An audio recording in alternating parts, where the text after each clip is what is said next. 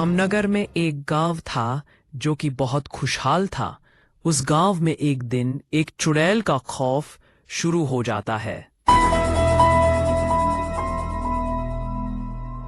रात के समय चुड़ैल पूरे गांव में घूमती रहती थी और जोर जोर से गाना गाती थी। जो भी गांव वाले उसके गाने को सुन लेता था उसे चुड़ैल मार देती थी। चुड़ैल ने पूरे गांव में दहशत फैला दी।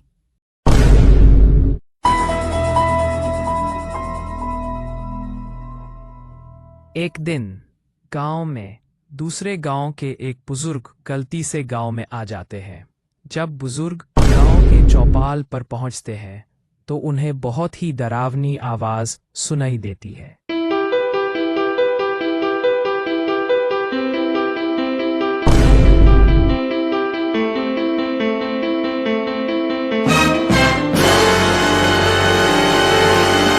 आवाज सुनकर बुजुर्ग बहुत ज्यादा डर जाते हैं, लेकिन डरावनी आवाज ने उन्हें जीवन में पहली बार बहुत ज्यादा डरा दिया।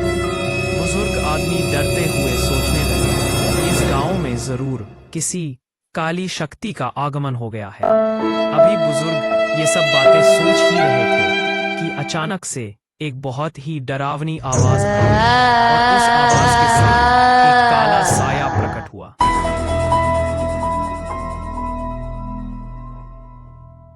काले साये से एक चुड़ैल निकली। उस चुड़ैल को देखकर बुजुर्ग आदमी बहुत ज्यादा डर गए।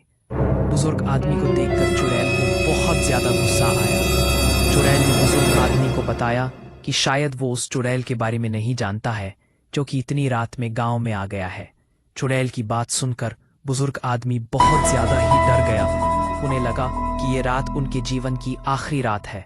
लेकिन चुड़ैल ने बुजुर्ग आदमी को डरते हुए देखकर कहा कि मेरा गुस्सा केवल गांव के लोगों के लिए है, बाहर के लोगों के लिए मेरा कोई भी गुस्सा नहीं है। बुजुर्ग गांव में चले जाते हैं। बुजुर्ग आदमी डरते हुए मन में सोचते हुए जाने लगे कि आखिर वो कौन थी जिसने उन्हें अपनी जीवन दान दिया। बुजुर्ग आदमी भगवान का शुक्रिया अदा करते हुए गांव में आगे बढ़ते हुए अपने मित्र के पास पहुंचा जाता है। बुजुर्ग आदमी जब अपने मित्र के घर गया तो उसे इतनी रात को देखकर उसका मित्र और उसके मित्र की पत्नी दोनों डर गए। देखकर बुजुर्ग आदमी ने उन्हें बताया कि जब वह इस गांव में आ रहा था तो गांव की चौपाल पर किसी चुड़ैल ने उसे पकड़ लिया था, लेकिन उस चुड़ैल ने उस बुजुर्ग को कोई भी नुकसान नहीं पहुंचाया था। यही बात उसकी समझ में नहीं आ रही थी। उसकी बात सुनकर बुजुर्ग आदमी के मित्र ने गांव में चुड़ैल है और रोज गांव के लोगों को डराती रहती है, उसके बारे में बुजुर्ग आदमी के मित्र ने कहा। बुजुर्ग आदमी के दोस्त ने कहा कि बहुत समय पहले हमारा गांव काफी खुशहाल था। हमारे गांव में एक मास्टर जी रहते थे। मास्टर जी के साथ उनकी पत्नी भी रहती थी। वे दोनों बहुत ही खुशहाल व सुखी रहते थे। लेकिन एक दिन उनके सुखी परिवार पर किसी की नजर लग गई। मास्टर जी के गांव में उनके परिवार के सदस्य उन्हें अपने साथ गांव ले जाने के लिए आए, लेकिन मास्टर जी ने गांव में वापस जाने के लिए मना कर दिया, क्योंकि मास्टर जी ने अपनी पसंद से शादी की थी, जिसके कारण मास्टर जी को उनके पिता ने अपनी वसीयत से बाहर कर दिया था।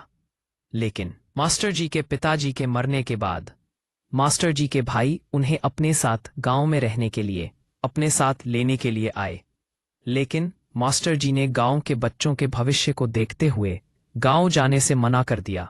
यही उनकी और हमारे गांव की सबसे बड़ी भूल थी। कुछ समय बाद गांव में डाकू आ गए और जब वे गांव वालों को मारने लगे तब मास्टर जी ने डाकुओं का विरोध किया। जब डाकू मास्टर जी को मारने लगे तब सभी गांव वाले डरकर अपने घरों में दुबक गए। डाकुओं ने मास्टर जी को पेड़ पर फांसी से मार दिया और उनकी पत्नी को गोली मार